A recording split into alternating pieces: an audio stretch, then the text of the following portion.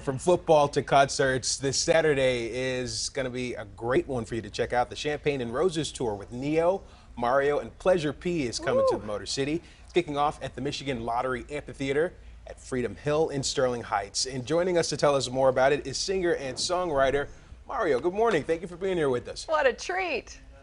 Good morning, Detroit. Good morning, Motor City. How you guys feeling? How you feeling? How you feeling? We're better feeling now. great. Glad to have you. Fantastic. So listen, you're someone who's had longevity. Your voice is just as amazing as when we first heard it. How does it feel for you to be hitting the stage again? Listen, Detroit is one of the most prestigious cities when it comes to music for me. I visited the Motown Museum when I was last on tour, and it was amazing to see, where raw talent and development, had once been at an all-time high. So coming there, I know the bar is high. I love performing there. I performed at the Aretha Franklin Amphitheatre there for one of my last shows. I was there, and it was amazing. Detroit always shows up and shows so much love. Champagne and Roses tour. Me and Neil have been working together for years. He actually wrote one of my biggest hits, "Let Me Love You." So it's a full circle moment for us, and when he asked me to join, this is one of his last tours before before he goes in to do his independent artist thing. And I felt like it was just a special moment. And also, I love the title. I'm like, Champagnes and Roses, back to school. Parents are all they got is each other now. The kids are breaking them up early. We bringing the family back together. It's gonna be a great night of music and R&B. And if you love R&B, I mean, you got two of the best on the stage to croon for you all night. So I'm looking forward to it. Yeah, Rochelle, you started to move there when you you're starting to Well, groove already. I was wondering. I'm like, will he feels have it in more? her bones already. Exactly, Mario. I was wondering, will he have couples there, or will he have a lot of ladies' nights? Oh, it's girls' night. Maybe You know a what? little Let's go see combination Neo of both. Mario. So, yeah. It's always a combination of both, especially at shows like these. We've done like 6 teaser shows around the US, and I must say that the crowd is like, you'll have a group of like 5 women, in one section having a party, then you'll have like couples in this set. It's a little bit of everybody. So, we invite everybody out, man. We've seen, whole families in the audience, so it's been amazing. Looking forward to that for sure. Now, you're obviously a history lover when it comes to music. You mentioned the Motown Museum. Your first album probably released around 20 years ago now. How would you Yes. say your sounds kind of progressed through the years?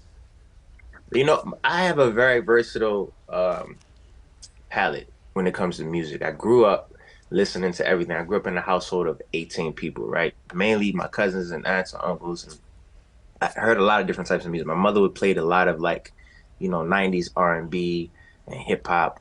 My grandmother played a lot of like Marvin Gaye, James Brown, a lot of soul music.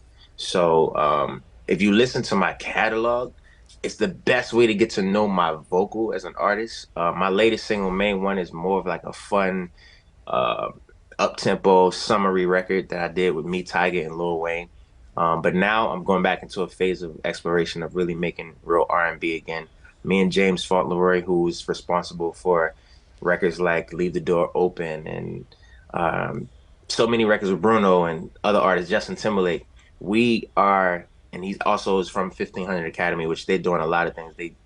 They teach music theory. So for me, it's like going back to the science of making music that'll last long in classic music. So I've been blessed to work with a lot of great pioneers of the art over the years. I started when I was 15. So music then, it was more about the music. It wasn't so much about social media and everything. So you had to really focus on, okay, the science behind the lyrics. And there's a difference between a hit record and a classic record, and that's one of the biggest things I've noticed over the years. Yeah, and Mario, you mentioned so many genres there. What can folks expect to hear in Sterling Heights when they come out to see the show?